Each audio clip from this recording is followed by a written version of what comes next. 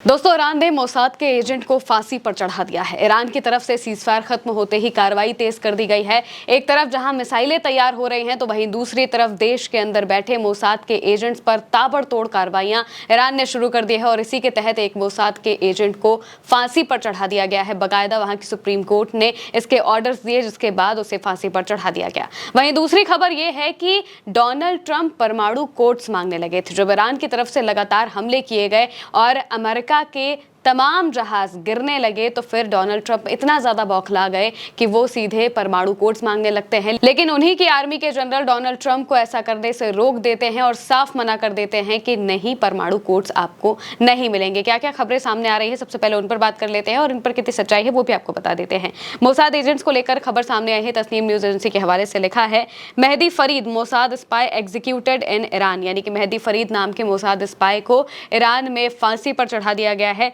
Mehdi Farid, son of Amanullah, was executed after Iran's Supreme Court upheld his death sentence for extensive collaboration with the Zionist regime's Mossad spy terrorist agency। यानी कि मेहदी फरीद नाम के इस व्यक्ति का Mossad के agents के साथ साठगांठ थी और वो बहुत क्रिटिकल इंफॉर्मेशन वहां तक पहुंचा रहा था और इसी की वजह से उन पर सीधे कार्रवाई होती है और ईरान की सुप्रीम कोर्ट सीधे फांसी पर चढ़ाने का जो हुक्म है वो दे देती है और इसके बाद उन्हें फांसी पर चढ़ा दिया जाता है। दोस्तों, मोसाद के कई एजेंट्स ईरान में मौजूद हैं, ये तो आप भी जानते होंगे, क्योंकि ईरान के लीडरशिप पर इतना बड़ा हमला करना ये इजराइल के लिए तभी मुमकिन है क्योंकि वहां पर ईरान के अंदर मोसाद के कई स्पाई, कई एजेंट्स मौजूद हैं, CIA के कई एजेंट्स मौजूद हैं और इसी वजह से ईरान पर हमले भी आसानी से हो जाते हैं और ईरान की लीडरशिप पर सबसे बड़ा खतरा बन जाता है क्योंकि ये लोग अपना काम करते हैं और जो क्रिटिकल इंफॉर्मेशन है वो पहुंचा देते हैं।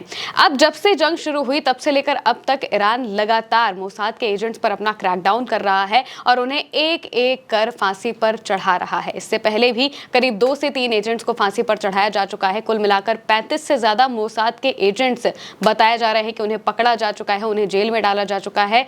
2 से 3 को फांसी पर चढ़ाया जा चुका है और इसके अलावा 400 से 500 लोगों को मोसाद तक इंफॉर्मेशन पहुंचाने के लिए अरेस्ट किया गया है। पूरे ईरान में जगह जगह पर इसको लेकर जो ऑपरेशन है वो चलाया जा रहा है और उसी के तहत लगातार इस पर कार्रवाइयां हो रही हैं और तभी ईरान की तरफ से ये खबर सामने आती है कि मोसाद के एजेंट को सीधे अब फांसी पर चढ़ा दिया गया है।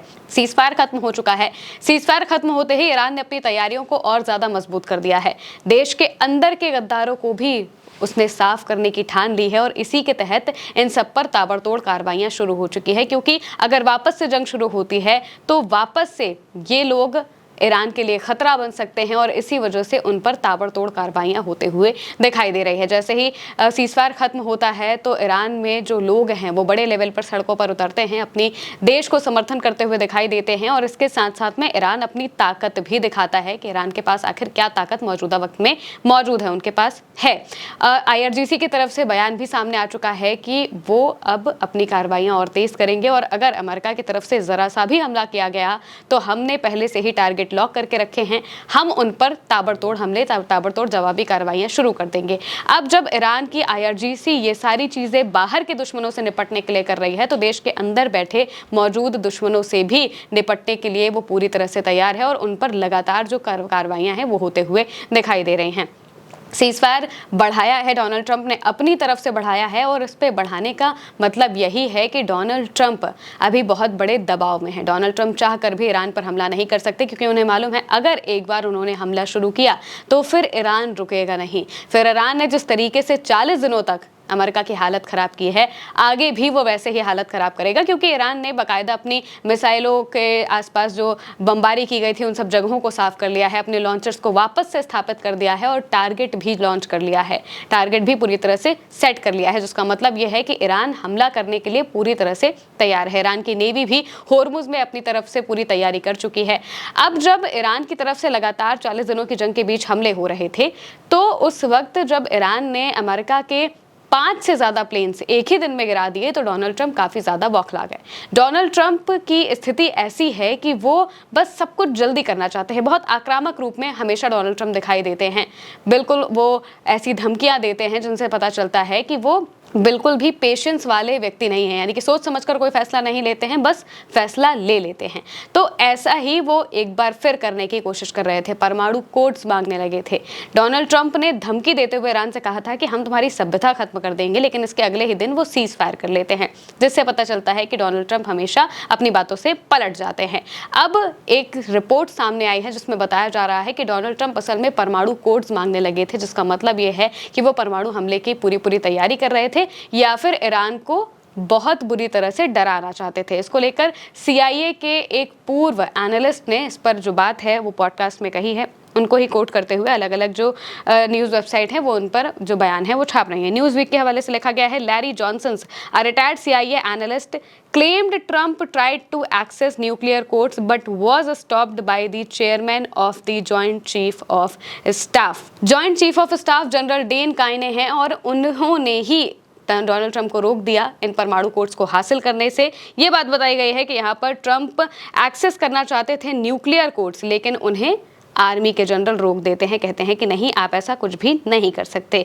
डिफेंस जनरल के हवाले से भी लिखा हुआ है, during an emergency White House meeting president Trump reportedly attempted to access the nuclear codes but was blocked by general Dan Caine according to former CIA analyst Larry Johnson. यानी कि White House में emergency meeting के दौरान Donald Trump ये करने की कोशिश करते हैं, डोनाल्ड ट्रंप न्यूक्लियर कोड्स हासिल करने की कोशिश करते हैं, लेकिन उन्हें जो आर्मी के जनरल हैं वो रोक देते हैं, उन्हीं की सेना रोक देती है। इससे पहले भी ऐसी खबर सामने आई थी कि जब अमेरिका की तरफ से रेस्क्यू ऑपरेशन चलाया जा रहा था अपने पायलट को लेकर, तो ट्रंप तक कोई भी जानकारी नहीं पहुंचाई जा रही थी, क्योंकि ट्रंप हमेशा आक्रामक रूप लेते हैं और उनके फैसलों का खामियाजा उनकी सेना को भुगतना पड़ता है। इस वजह से डोनाल्ड ट्रंप बार बार चिल्लाने लगते हैं या ऐसा कुछ भी हरकतें करने लगते हैं, तो उनकी सेना ने उन्हें कोई भी बात बताने से ही मना कर दिया था कि हम उन तक कोई रिपोर्ट पहुंचाएंगे ही नहीं। रिपोर्ट हम पहुंचाएंगे तो वो हमारी बात सुनेंगे नहीं और उल्टा चिल्लाने लगेंगे, इस वजह से उन तक हम कोई बात ही नहीं पहुंचाएंगे। यहाँ पर भी बिल्कुल ऐसा ही हुआ, जनरल ने डोनाल्ड ट्रंप को रोक दिया। यहाँ पर ये लैरी जॉनसन अपनी बात में कहते हुए दिखाई दे रहे हैं।